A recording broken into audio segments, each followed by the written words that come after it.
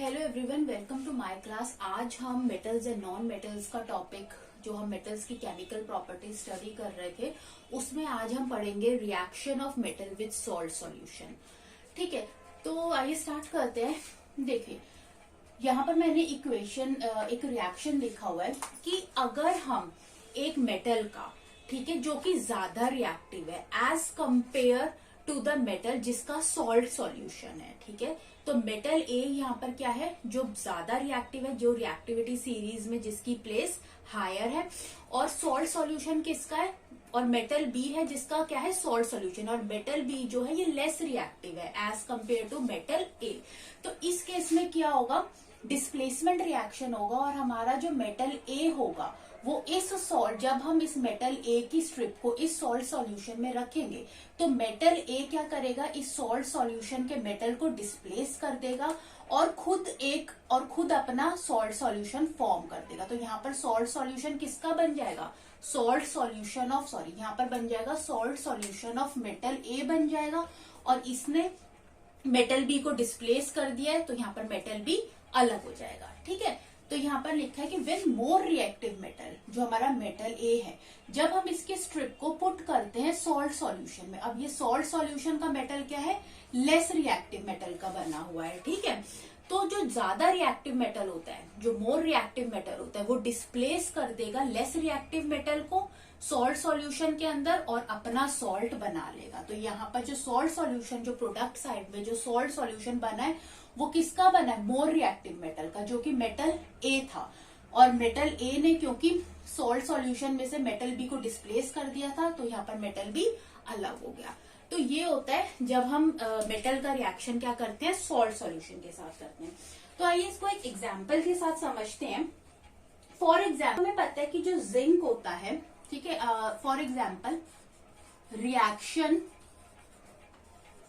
Of zinc with copper sulphate solution.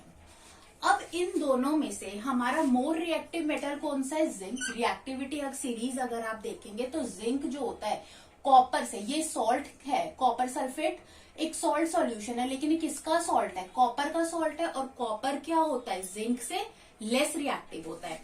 ठीक है, तो जब आपने जिंक की स्ट्रिप को कॉपर सल्फेट सॉल्यूशन के अंदर डाला तो क्या करेगा, हमारा जो मोर रिएक्टिव मेटल होता है जिंक, वो इस कॉपर को क्या कर देगा, डिस्प्लेस कर देगा और खुद का एक सॉल्यूशन बना लेगा। ठीक है, तो इस रिएक्शन को हम देखते हैं। हमारा जिंक था मोर रिएक्टिव मेटल, जब हमने जिंक की स्ट्रिप को किसके अंदर डाला, हमारा सॉल्ट सॉल्यूशन क्या था, वीक मेटल का था, CuSO4। ठीक है, तो लेस रिएक्टिव है, ये लेस रिएक्टिव सॉल्ट सॉल्यूशन है।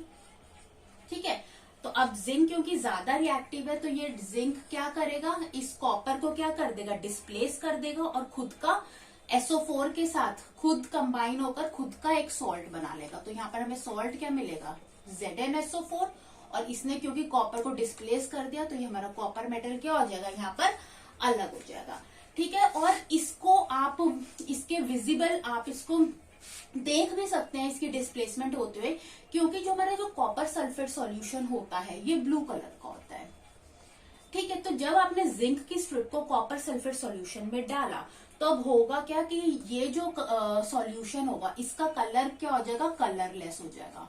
कलरलेस होते ही हमें पता चल जाएगा कि डिस्प्लेसमेंट रिएक्शन हो गया है, ZnSO4 बन गया है, जिंक ने कॉपर को डिस्प्लेस कर दिया, क्योंकि ZnSO4 जो जिंक सल्फेट सॉल्यूशन होता है वो कलरलेस होता है, और यहाँ पर जो कॉपर मेटल जो डिस्प्लेस्ड हुआ है, ठीक है, ये रेड ब्राउन कलर का है, ये जो रेड ब्राउन कलर का ये जो कॉपर है ये किस पे डिपॉजिट हो जाएगा, इस जिंक स्ट्रिप के ऊपर क्या हो जाएगा, डिपॉजिट हो जाएगा। तो ये था रिएक्शन जिंक का कॉपर सल्फेट सॉल्यूशन के साथ। ठीक है, अब यहाँ पर अगर बोले कि अगर हम सिल्वर मेटल को रिएक्शन ऑफ सिल्वर मेटल अगर हम देखें, reaction of silver metal with CuSO4 solution. ठीक है, अब ये रिएक्शन देखें। अब अगर आप रिएक्टिविटी सीरीज अगर हम देखेंगे तो जो सिल्वर होता है सबसे इसकी रिएक्टिविटी बहुत कम होती है, केमिकल रिएक्टिविटी बहुत कम है, ठीक है, एजी से हम इसे कहते हैं। तो जो सिल्वर होता है वो कॉपर से क्या है, लीस्ट रिएक्टिव है। तो जब भी अगर आप सिल्वर की स्ट्रिप कॉपर सल्फेट सॉल्यूशन में डालोगे, सिल्वर की स्ट्रिप आपने CuSO4 सॉल्यूशन में डाला, यहाँ पर सिल्वर क्या है, कॉपर से क्या है, लीस्ट रिएक्टिव है, ठीक है ना, लेस रिएक्टिव है, ये लेस रिएक्टिव है। और हमारा सॉल्ट सॉल्यूशन क्या है, ये ज्यादा रिएक्टिव है। तो सिल्वर इस केस में कभी भी कॉपर को क्या करेगा, डिस्प्लेस नहीं कर पाएगा, यहाँ पर कोई भी रिएक्शन नहीं होगा, नो रिएक्शन। तो हमारा जो मेटल ए होता है, जिसकी स्ट्रिप आप जिस सॉल्ट सॉल्यूशन में डाल रहे हो, वो ज्यादा रिएक्टिव होना चाहिए। अगर वो कम रिएक्टिव है तो कोई भी रिएक्शन नहीं होता, डिस्प्लेसमेंट रिएक्शन नहीं हो पाएगा। नेक्स्ट एग्जांपल हम देखते हैं, reaction of iron with copper sulfate solution। तो यहाँ पर हमारा मेटल ए क्या है, आयरन है, जिसका स्ट्रिप हम किसके अंदर, और हमारा सॉल्ट सॉल्यूशन क्या है, कॉपर सल्फेट है।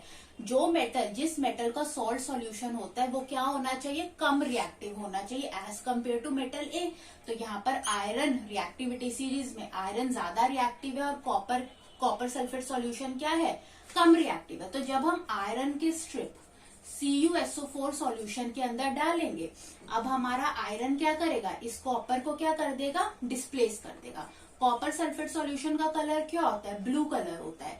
तो जैसे ही वो कॉपर को डिस्प्लेस करेगा, इसने यहाँ कॉपर को डिस्प्लेस कर दिया और खुद किसके साथ कंबाइन हो जाएगा, SO4 के साथ, और क्या बनाएगा, iron sulphate, FeSO4। Ferrous sulphate, ये जो फेरस सल्फेट होता है ये क्या होता है, ग्रीन कलर का होता है। अब हमारा सॉल्यूशन का कलर क्या हो गया, ग्रीन हो गया। तो ये कलर चेंजिंग रिएक्शन है, ठीक है, जिससे हमें पता चलता है कि आयरन ने कॉपर को डिस्प्लेस कर दिया है। और ये जो रेड ब्राउन जो कॉपर यहाँ पर फॉर्म होगा, जो डिस्प्लेस्ड हुआ है, ये किस पे डिपॉजिट हो जाएगा, आयरन स्ट्रिप के ऊपर क्या हो जाएगा, डिपॉजिट हो जाएगा, ठीक है। लेकिन अगर हम इसका रिवर्स रिएक्शन देखें, यानी अगर हम मेटल ए की जगह हम कॉपर की स्ट्रिप अगर हम FeSO4 सॉल्यूशन के अंदर डालें, अब हमारा सॉल्ट सॉल्यूशन क्या है, ज्यादा रिएक्टिव है, तो इस केस के अंदर कोई भी रिएक्शन नहीं होगा, नो रिएक्शन, ठीक है। हमेशा मेटल ए क्या होना चाहिए, ज्यादा रिएक्टिव होना चाहिए as compare to the metal of salt solution से। ओके, नेक्स्ट अब हमने पढ़ना है कि reaction of metal with chlorine, ठीक है। जब भी मेटल क्लोरीन के साथ रिएक्ट करते हैं तो हमें प्रोडक्ट में क्या मिलते हैं, मेटल क्लोराइड्स।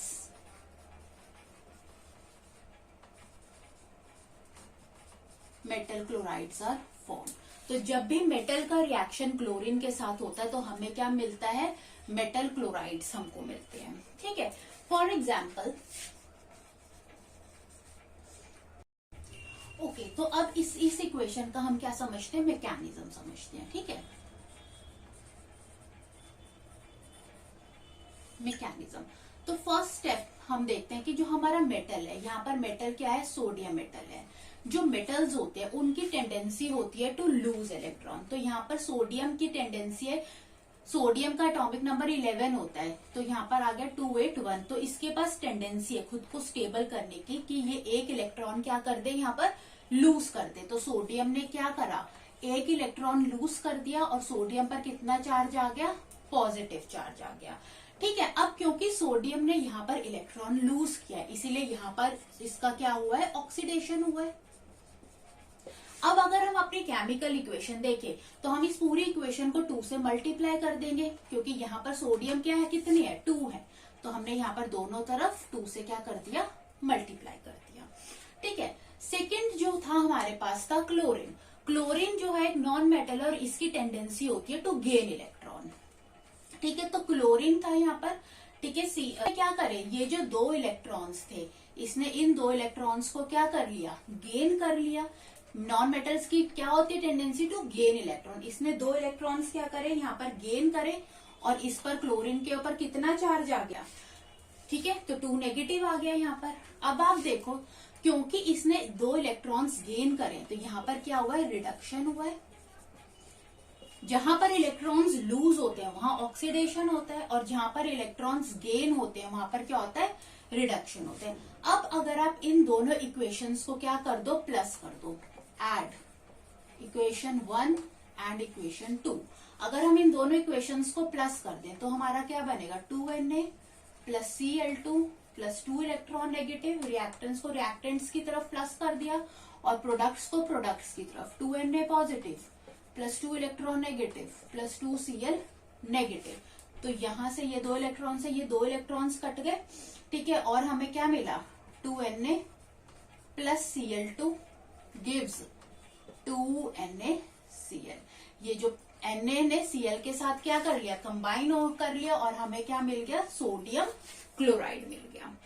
ठीक है, तो जितने भी मेटल क्लोराइड्स फॉर्म होते हैं, सोडियम क्लोराइड जैसे हमने यहाँ पर बनाया, तो ये कैसे बनते हैं, bye gaining and losing electron. यहाँ पर इलेक्ट्रॉन लूज हो रहे थे और यहाँ पर इसने इलेक्ट्रॉन गेन कर लिया, इसीलिए जितने भी मेटल क्लोराइड्स होते हैं वो आयोनिक बॉन्ड्स फॉर्म करते हैं, आयोनिक बॉन्ड फॉर्म करते हैं। ठीक है, bye gaining and by losing electrons. ठीक है, ओके।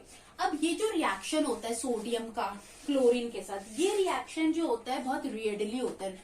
सोडियम रिएक्ट्स रेडली, बहुत जल्दी ये क्लोरीन के साथ रिएक्ट करता है। ओके, सिमिलरली और भी एग्जांपल हम देख सकते हैं, जैसे कि कैल्शियम है, यहाँ पर ये सॉलिड फॉर्म है, जब इसका रिएक्शन आप Cl2 गैस के साथ करोगे तो हमें क्या मिलेगा, CaCl2 कैल्शियम क्लोराइड मिलता है।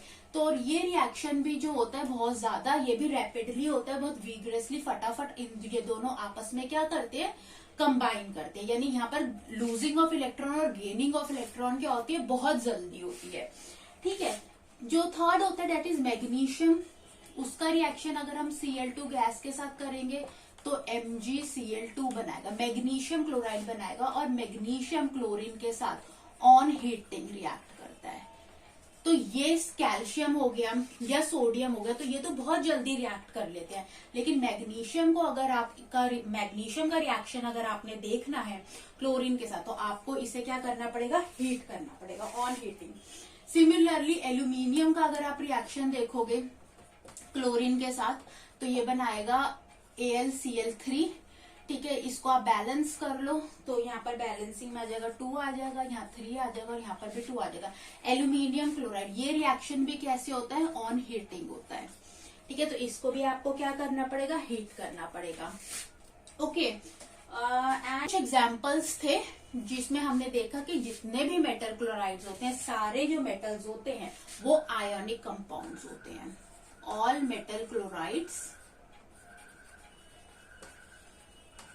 Are ionic compounds. मतलब ये आपस में कैसे बॉन्ड्स बनाते हैं, मेटल और क्लोराइड्स कैसे बॉन्ड बना रहे हैं, मेटल और ये क्या है, क्लोराइड नॉन मेटल है, bye gaining and losing electrons, bye gaining and losing electron. और इलेक्ट्रॉन्स को लूज करना वो मेटल की रिएक्टिविटी पे डिपेंड करता है, जो जिसकी रिएक्टिविटी ज्यादा होती है वो बहुत फटाफट से अपने इलेक्ट्रॉन्स को लूज करता है। ठीक है, एंड ये रिएक्शन उसी के ऊपर क्या होते हैं, बेस्ड होते हैं। ठीक है, तो ये थे reaction of metals with chlorine. तो आपको अच्छा लगा हो ये वीडियो तो आप इसे जरूर लाइक करें एंड सब्सक्राइब करें। Thanks for watching.